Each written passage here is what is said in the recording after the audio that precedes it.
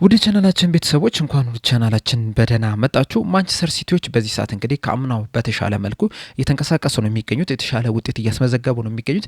እንደዛም ቢሆንም ግን ዘንድሮ ራሱ ፐርፌክት የሚባለውን ማንቸስተር ሲቲ እየተመለከትን አይደለም የምንገኘው። በተለይ ደግሞ ያለፉትን ሁለት ጨዋታዎች ስንመለከት ሽንፈት አስተናግዷል። ከሽንፈቱም በበለጠ ግን ያሳዩት እንቅስቃሴ ማንቸስተር ሲቲዎች አሁንም ገና ብዙ እንደሚቀራቸው የሚያሳይ ይመስለኛልና ማንቸስተር ሲቲዎች አሁንም ክራይሲስ ውስጥ ናቸው ወይ የሚለውን ነገር እንግዲህ የምንመለከት ይሆናል። ከዛ በተጨማሪም በነገው ዕለት በተለያዩ ሊጎች የሚደረጉ ጨዋታዎች አሉ። የእነሱንም ጥቆማም ይኖረናል። እስከ መጨረሻው ደቂቃ ድረስ ቆይታችሁም ይህንን ፕሮግራም እንድትከታተሉትን በአክብሮት እጋብዛለሁ። በዚህ በምናነሳው ነጥብ ማንቸስተር ሲቲ ክራይሲስ ውስጥ ናቸው ወይ በሚለው ዙሪያ እንደዚሁም ደግሞ በነገው ጨዋታ ዙሪያ ያላችሁን ሀሳብ የጨዋታ ግምታችሁን እንዳለ ኮሜንት ሴክሽን ላይ በመጻፍ እንድታሳውቁኝ ሰብስክራይብ፣ ላይክ፣ ሼር እያደረጋችሁ የቻናሉ ቤተሰብ እንድትሆኑ በአክብሮት እጠይቃለሁ። አሁን በቀጥታ ወደ ፕሮግራማችን የምናመራ ይሆናል። አብራችሁን ቆዩ። በመጀመሪያ የምንመለከተው በነገው ዕለት የሚደረጉ የተለያዩ የሊግ ጨዋታዎች አሉ። በእነሱ ጥቆማ ስንጀምር በነገው ዕለት በፈረንሳይ ሊግ 3 ጨዋታዎች ሲደረጉ ከነዚህ ውስጥም ግን በጣም ተጠባቂና የሳምንቱ የፈረንሳይ ሊግ ምርጡ ጨዋታ ምሽት 5:05 ላይ ማርሴይ ከሊንስ ጋር የሚያደርጉት ጨዋታ ነው። ሊንሶች እንግዲህ በዚህ ሰዓት የፈረንሳይ ሊግ በሰበሰቧቸው 43 ነጥቦች በአንደኛ ደረጃ ላይ ነው እየመሩ የሚገኙት። ማርሴይ በበኩላቸው ደግሞ ከሊንስ በ8 ነጥብ ዝቅ በማለት በ35 ነጥብ ሶስተኛ ደረጃ ላይ ነው የተቀመጡትና አንደኛና ሶስተኛ ደረጃ ላይ የተቀመጡ ሁለት ክለቦች የሚገናኙበት ጨዋታ ነው። በጣም ተጠባቂም የሚባል ጨዋታ ነው። በጀርመን ቡንደስሊጋ 6 የሚደርሱ ጨዋታዎች ሲደረጉ ሌቨርኩሰን ከወርደር ብሬመን፣ ባየር ሙኒክ ከኦግስቡርግ እንደዚሁም ደግሞ ዩኒየን በርሊን ከቦርሲያ ዶርትመንድ ጋር የሚያደርጉት ጨዋታ የሚጠበቅ ነው። በጣሊያን ሴሪኤ 3 ጨዋታዎች ሲደረጉ ከነዚህ ውስጥ ደግሞ ኮሞ ከቶሪኖ ጋር የሚያደርጉት ተጠባቂ ጨዋታ ነው። በስፔን ላሊጋ 4 ጨዋታዎች ሲደረጉ ከነዚህ ውስጥም ምሽት 5 ሰዓት ላይ ቪላሪያል ከሪያል ማድሪድ ጋር የሚያደርጉት ጨዋታ በጣም ተጠባቂ የሚባል ጨዋታ ነው። ምክንያቱም ደግሞ ቪላሪያሎች በዚህ ሲዝን በጣም አስደናቂ የሚባል እንቅስቃሴን እያደረጉ ነው የሚገኙት። እስካሁን ድረስ ባደረጓቸው 19 ጨዋታዎች በ41 ነጥብ ሶስተኛ ደረጃ ላይ ተቀምጧል። ከሪያል ማድሪድ ጋርም በ7 ነጥብ ርቀት ላይ ነው የሚገኙት። እንደሚታወቀው ሪያል ማድሪድ ደግሞ ተጨማሪ አንድ ጨዋታ መጫወቱ አይዘነጋም። ሪያል ማድሪዶች በዚህ ሰዓት በ20 ጨዋታ 48 ነጥብ በመሰብሰብ ሁለተኛ ደረጃ ላይ ነው የተቀመጡትና ቪላሪያሎች ይህንን ጨዋታ ካሸነፉና ቀሪ ጨዋታቸውንም የሚያሸንፉ ከሆነ ከሪያል ማድሪድ ጋር ያላቸውን የነጥብ ልዩነት ከ7 ወደ 1 ማጥበብ ይችላሉና በጣም ተጠባቂ የሚባል ጨዋታ ነው። በጣም አስደናቂ የሚባል ግስጋሴ ላይ ያሉ ሁለት ቡድኖች የሚገናኙበት ጨዋታ ነው። ይህንንም እንድታዩት በአክብሮት እጋብዛለሁ። በእንግሊዝ ፕሪሚየር ሊግ በነገው ዕለት 5 ጨዋታዎች ሲደረጉ ከ9 ሰዓት ተኩል ጀምሮ እስከ ምሽት 2 ሰዓት ተኩል ድረስ የሚደረጉ ጨዋታዎችም አሉ። 9 ሰዓት ተኩል ላይ ዌስትሃም ከሰንደርላንድ ጋር የሚገናኙ ሲሆን አመሻሽ 12 ሰዓት ላይ በርንሌ ከቶተናም፣ ፉልሃም ከብራይተን፣ ማንቸስተር ሲቲ ከወልቭስ ሲገናኙ ምሽት 2 ሰዓት ተኩል ላይ በርነማውዝ ከሊቨርፑል ጋር የሚያደርጉት ጨዋታ ይኖራል። በነገው ዕለት ከሚደረጉ ጨዋታዎች መካከል በርነማውዝ ከሊቨርፑል ጋር የሚያደርጉት ጨዋታ በጣም ተጠባቂ የሚባል ጨዋታ። እናንተስ ግን ነገ ከሚደረጉ ጨዋታዎች መካከል የትኛውን ጨዋታ ለማየት ጓጉታችኋል? ሀሳባችሁን እንዳለ ኮሜንት ሴክሽን ላይ በመጻፍ አሳውቁኝ። አንድ ላይም የጨዋታ ግምታችሁንም እዛው በመጻፍ እንድታሳውቁኝ በአክብሮት እጠይቃለሁ። አሁን በቀጥታ የምናመራው ወደ ዋናው ጉዳያችን ሲሆን የምንመለከተው ማንቸስተር ሲቲን ይሆናል። በነገው ዕለት እንግዲህ አመሻሽ 12 ሰዓት ላይ ከወልቭስ ጋር የሚያደርጉት ጨዋታ አለ። ይህ ጨዋታ እንግዲህ ቀላል ይሆንላቸዋል ተብሎ አይጠበቅም። በእርግጥ በኢትሃድ የሚያደርጉት ጨዋታ እንደመሆኑ መጠን በጣም ከፍተኛ ግምት ተሰጥቷቸዋል ጨዋታውን ያሸንፋሉ ተብሎ። ነገር ግን ደግሞ ወልቭስ እያሳየው ያለን እንቅስቃሴ ስንመለከት ከማንቸስተር ሲቲ የተሻለ የሚባል ወቅታዊ አቋም ላይ ነው የሚገኘው። ምክንያቱም ያለፉትን 5 ጨዋታዎች ስንመለከት ወልቭስ ሁለቱንም ማሸነፍ ሲችል 3ቱን ደግሞ አቻ በሆነ ውጤት ነው ማጠናቀቅ የቻለው። ባለፉት 5 ጨዋታዎች ምንም አይነት ሽንፈት አላስተናገደም። ይህም ብቻም ሳይሆን ደግሞ ከዛ በፊት ያደረጋቸውንም ጨዋታዎች ስንመለከት እየተሸነፈ እንኳን ጥሩ የሚባል ነገሮችን ሲያስመለክት ማየት ችለናል። ማንቸስተር ሲቲዎች በአንጻሩ ባለፉት 5 ጨዋታዎች ሁለቱን በሽንፈት ነው ያጠናቀቁት። በተለይ በቦዶ ግሊንት 3-1 እንደዚሁም ደግሞ በማንቸስተር ዩናይትድ 2-0 በሆነ ውጤት ነው ሽንፈት ያስተናገዱት። ከዛ ውጪ ደግሞ ሁለቱን ሲያሸንፉ አንዱን በአቻ ውጤት ነው ማጠናቀቅ የቻሉት። ከዚህ ውስጥ እንግዲህ በኤፍኤ ካፕ 10-1 ያሸነፉበት ውጤት በጣም ተጠቃሽ ነው። እንደዚሁም በፕሪሚየር ሊጉ ደግሞ ኒውካስል ዩናይትድን 2-0 ያሸነፉበት ውጤት የሚጠቀስ ነው። ከብራይተን ጋር ግን በሜዳቸው አንዳቻ በሆነ ውጤት ነው ማጠናቀቅ የቻሉትና ከማንቸስተር ሲቲ አንጻር ስንመለከተው ወልቭሶች የተሻለ የሚባል ጊዜን እያሳለፉ ነው የሚገኙት። በተለይ ደግሞ ዘንድሮ ወልቭስ እንግዲህ በፕሪሚየር ሊግ ታሪክ በጣም መጥፎ የሚባል ሪካርድን ያስመዘገበ ቡድን እንደመሆኑ መጠን ያለፉት 5 ጨዋታዎች ላይ የተሻለ የሚባል እንቅስቃሴን እያደረገ ነው የሚገኘው። ማንቸስተር ሲቲዎች በአንጻሩ ግን ዘንድሮም ምናልባትም ክራይሲስ ውስጥ ናቸው የሚል ጥያቄን እንድናነሳ የሚያደርገንን እንቅስቃሴን እያደረጉ ነው የሚገኙት። በተለይ ደግሞ ባለፉት 2 ጨዋታዎች በማንቸስተር ዩናይትድን በቦዶ ግሊምትን በሚሸነፉበት ሰዓት ያሳዩት እንቅስቃሴ ከማንቸስተር ሲቲ የሚጠበቅ አይነት አይደለም። በእርግጥ በቦዶ ግሊምት ጨዋታ ላይ ቦዶ ግሊምቶች በጣም በጥብቅ ተከላክለው በሎ ብሎክ ተከላክለው ከዛ በኋላ ያገኟቸውን አጋጣሚዎች እንዳለ በካውንተር አታክ ነበር ሲጫወቱ የነበሩት። በማንቸስተር የተሸነፈበት ጨዋታ ግን በማንቸስተር ዩናይትድ ከፍተኛ ብልጫ ተወስዶበት ነበረ ጨዋታውን ተሸንፎ መውጣት የቻለውና ከማንቸስተር ሲቲ የማይጠበቅ እንቅስቃሴ ነበረ ሲያደርግ የተመለከት ነው። በእርግጥ ማንቸስተር ሲቲዎች በዚህ ሰዓት በጣም ብዙ ተጫዋቾች ተጎድቶባቸዋል። በተለይ ደግሞ የተከላካይ ስፍራው ላይ የተለያዩ ተጫዋቾች ጉዳት ላይ ነው የሚገኙት። አሁን ለምሳሌ ኑኔስ ቦዶ ግሊምት ጨዋታ ላይ በሻምፒዮንስ ሊግ ጨዋታ ላይ አልተሰለፈም ነበር በህመም ምክንያት። በነገው ጨዋታ ላይ ይሰለፋል ተብሎ ይጠበቃል። ከዛ ውጭ ግን ስቶንስ፣ ግቫርዲዮል እና ዲያዝ ጉዳት ላይ ነው የሚገኙት። እንደዚሁም ደግሞ ኮቫሲች፣ ኒኮ ጎንዛሌስ፣ ኦስካር ባብ፣ ሳቪኒዮም በዚህ ሰዓት ጉዳት ላይ የሚገኙ ተጫዋቾች ናቸው። በተለይ ግን በዋነኝነት የግቫርዲዮል ዲያዝ እና የስቶንስ መጎዳት ቡድኑ ላይ ከፍተኛ ተጽዕኖ ፈጥሮበታል ነው እየተባለ የሚገኘው። በተለይ ደግሞ በሚከላከሉበት ሰዓት ላይ አሁን ላይም በጣም ብዙ ችግር ነው እየተፈጠረባቸው የሚገኙት። ክለቦችም ያንን ነገር ተመልክተው እንግዲህ በጣም በጥብቅ ተከላክለው ከዛ በኋላ በካውንተር አታክ ቡድኑን ለማጥቃት ነው ጥረት እያደረጉ የሚገኙት። ከዛ ውጭ ግን የማጥቃት ሂደቱ ላይ ራሱ እንደ በፊቱ ጥሩ የሚባል እንቅስቃሴን እየተመለከትን አይደለም የምንገኘው። በዋነኝነት የማንቸስተር ዩናይትድ ጨዋታ ላይ እንደዚሁም ደግሞ የቦዶ ግሊምት ጨዋታ ላይ ራሱ ማንሳት እንችላለን። ከዛ በተጨማሪም ከብራይተን ጋር ያደረጉት ጨዋታ ላይ ስንመለከት ክሊክ ያላደረገ ነገር አለ። ቼርኪ እንግዲህ ጥሩ የሚባል እንቅስቃሴ ሲያደርግ ተመልክተን ነበር። በተለይ ከነዚህ ካለፉት 2 ሽንፈቶች በፊት ማንቸስተር ሲቲዎች 13 ተከታታይ ጨዋታ ምንም አይነት ሽንፈት አላስተናገዱም። በዚህ መሀልም ደግሞ 8 ተከታታይ ጨዋታዎችን ማሸነፍም ችለው ነበረ። ከአርሰናል ጋር ያላቸውን የነጥብ ልዩነት በፕሪሚየር ሊጉም ወደ 2 ማጥበብ ችለው ነበረ። ነገር ግን ከዛ በኋላ ግን የወረደ እንቅስቃሴ ነው እያሳዩ የሚገኙት። እንደዚህ ይሆናል ግን ተብሎ አልተጠበቀም ነበር። በተለይ ደግሞ በዚህ የጃንዋሪ ዝውውር መስኮት ሴሜንዮን ከቦርነማውዝ ማስፈረማቸው አይዘነጋም። ከዛ በኋላ እንግዲህ ጥሩ የሚባል እንቅስቃሴን ማድረግም የቻለ ተጫዋችም ሆኗል። በኤፍኤ ካፕ ጨዋታ ላይም እንደዚህ በካራባኦ ካፕ ከኒውካስል ዩናይትድ ጋር በተደረገው ጨዋታ ላይም ጥሩ የሚባል እንቅስቃሴን ማድረግም ችሏል። እንደውም የጨዋታው ኮከብም የተባለበትም አጋጣሚም አለና የሱ ወደዚህ ቡድን መጨመር ማንቸስተር ሲቲዎችን በማጥቃት ሂደት ላይ ተጨማሪ ጥንካሬ ይሰጣቸዋል ተብሎ ተጠብቆ ነበረ። እንደዛም ቢሆንም ግን በዚህ ሰዓት ላይ ያንን ነገር እየተመለከትን አይደለም የምንገኘው። እርግጥ ተጫዋቾች ወደ አዲስ ክለብ በሚሄዱበት ሰዓት የመላመጃ ጊዜ ያስፈልጋቸዋል። ተጫዋቾቹ ብቻም ሳይሆን ቡድኑ እንዳጠቃላይም እነዚህን አዲስ ተጫዋቾችን እስኪላመዷቸው ድረስ ጊዜ ያስፈልጋቸዋል። ነገር ግን ከማንቸስተር ሲቲ ግን ከዚህ የተሻለ ነገር ነበረ የምንጠብቀው። ሲሜንዮ እንደውም እንደ አዲስ ተጫዋችነቱ አይደለም እየተንቀሳቀሰ የሚገኘው፣ የተሻለ የሚባል እንቅስቃሴን እያሳየ ነው የሚገኘው። በዚህ ሰዓት ዋነኛው ችግር የሲሜንዮ ሳይሆን ሌሎቹ ተጫዋቾች ናቸው። እነ ፊልፎደን፣ እነ ቼርኪ፣ እነ ሃላንድ የሚገባቸውን ያህል እንቅስቃሴን እያደረጉ አይደለም የሚገኙ፣ ዶኩንም ጨምሮ ማለት ነው። ከነሱ የሚጠበቀውን እንቅስቃሴ እየተመለከተን አይደለም የምንገኘው። ያ ደግሞ ማንቸስተር ሲቲዎችን በጣም እየጎዳ ነው የሚገኘው። እርግጥ ካለፈው ሲዝን አንጻር ስንመለከተው አሁንም የተሻለ ቦታ ላይ ነው የሚገኙት። በተለይ ደግሞ ያለፈው ሲዝን የመጀመሪያው አጋማሽን ከተመለከት ነው ማንቸስተር ሲቲዎች በጣም አስከፊ የሚባል እንቅስቃሴ ነበረ ሲያደርጉ የነበሩት። ተደጋጋሚ ሽንፈቶችንም ሲያስተናግዱ ነበረ። እንቅስቃሴያቸውም ያን ያህል ጥሩ የሚባል አልነበረም።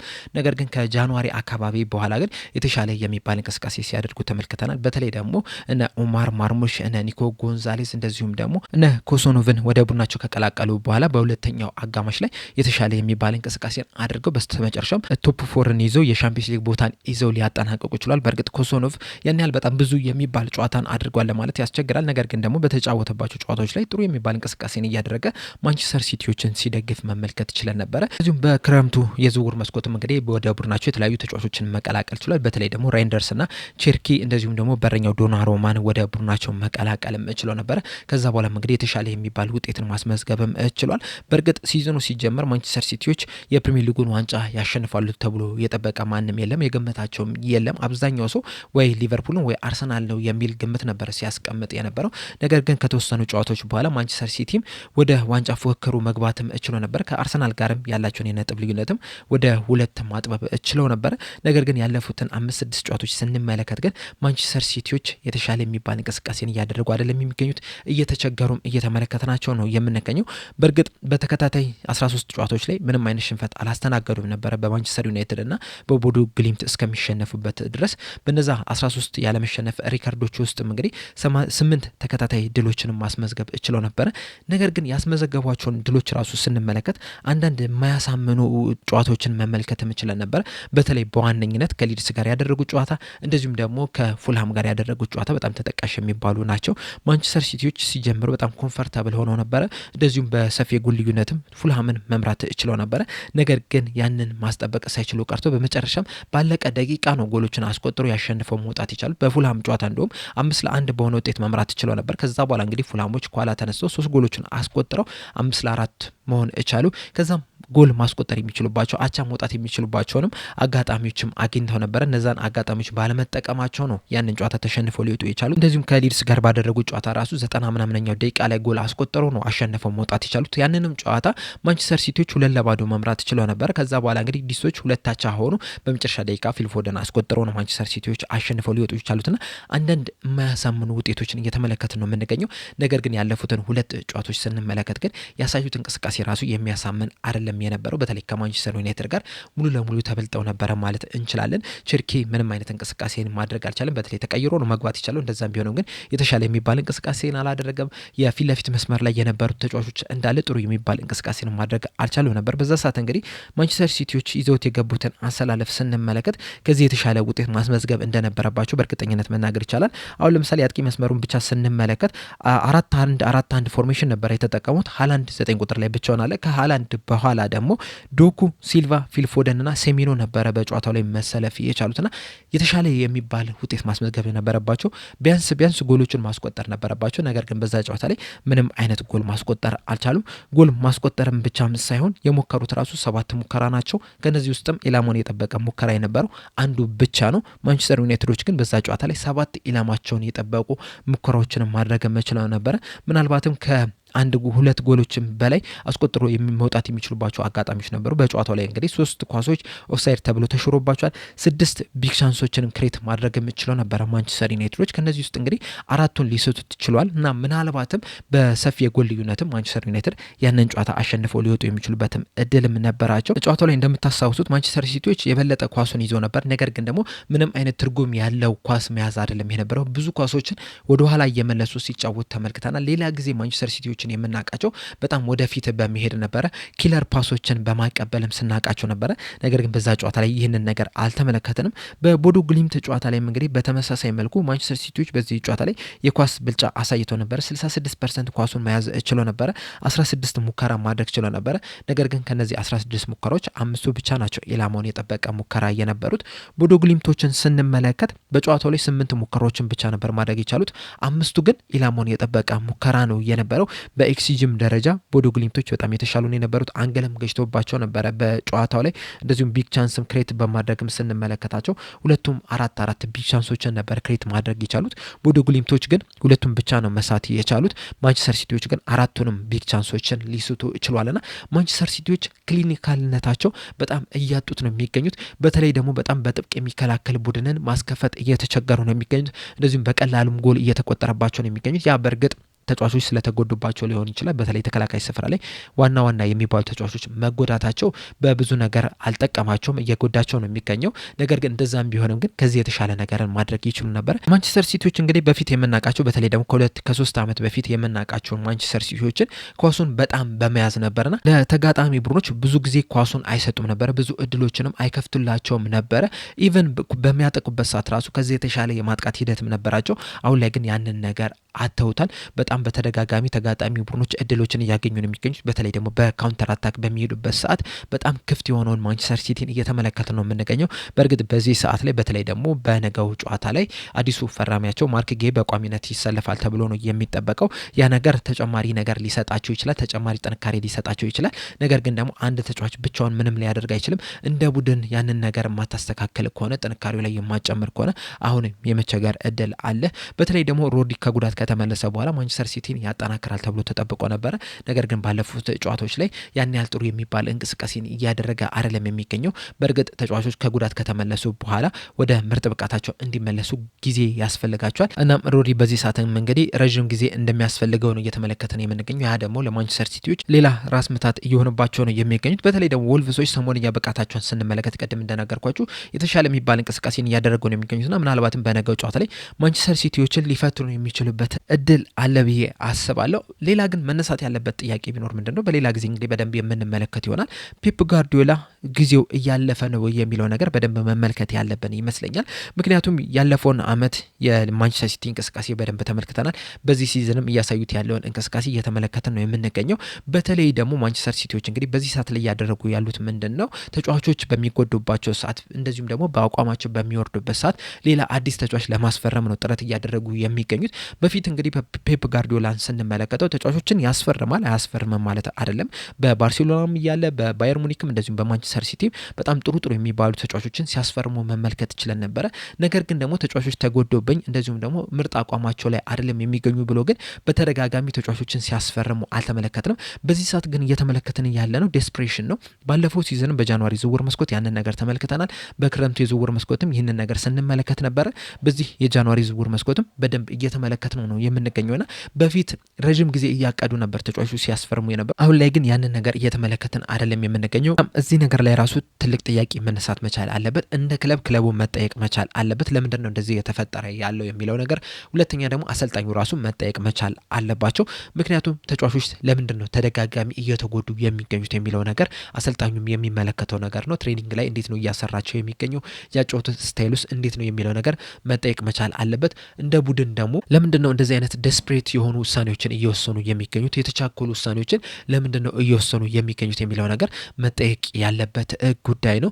ምክንያቱም ባለፈው የጃንዋሪ ዝውውር መስኮት፣ በክረምቱ የዝውውር መስኮት እንደዚሁም በዚህ የጃንዋሪ ዝውውር መስኮትም ይህንን ነገር በተደጋጋሚ እየተመለከትነው ነው የምንገኘውና ይህንን ነገር ለምንድን ነው እያደረጉ ያለው የሚለው ነገር መታየት መቻል አለበት። እንደዚሁም ሌላ ጊዜ እንግዲህ በሰፊ የምንመለስበት ይሆናል። ፔፕ ጋርዲዮላስ ጊዜው እያለፈበት ነው ወይ የሚለው ነገር መነሳት መቻል አለበት። ምክንያቱም ከ3-4 ዓመት በፊት በነበረበት የአሰልጣኝነት ጊዜው እንግዲህ ተጫዋቾች በሚጎዱበት ሰዓት ከወጣት ቡድኑ አንዳንድ ተጫዋቾችን እያሳደገ እንደዚሁም ደግሞ በዛው በስኳድ ውስጥም የተለያዩ መፍትሄዎችን እየፈለገ ያንን ቦታ ከቨር ሲያደርግ ተመልክተናል። ሳይቸገሩም እንዲሄዱም ማድረግም ሲችል ተመልክተናል።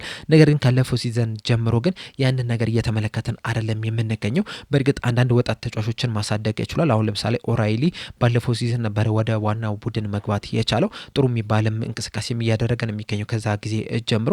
ነገር ግን ደግሞ በሌሎቹ ቦታዎች ላይ ያንን ነገር እያደረገ አይደለም የሚገኘውና ምናልባትም ከዚህ በኋላ በማንቸስተር ሲቲ ምን ያህል ጊዜ ይቆያል፣ እሱስ በአሰልጣኝነት ውስጥ ምን ያህል ጊዜ ይቆያል የሚለው ነገር እንግዲህ መነሳት ያለበት ይመስለኛል። በእናንተ ሀሳብስ ማንቸስተር ሲቲዎች ክራይሲስ ውስጥ ናቸው? ሀሳባችሁ እንዳለ ኮሜንት ሴክሽን ላይ በመጻፍ አሳውቁኝ። ለአሁን እኔ እዚህ ላይ አበቃው። በቀጣይ በሌላ እስከምንገናኝ ድረስ ሰብስክራይብ፣ ላይክ፣ ሼር ማድረግ እንዳትረሱ። ቸር ያቆየን።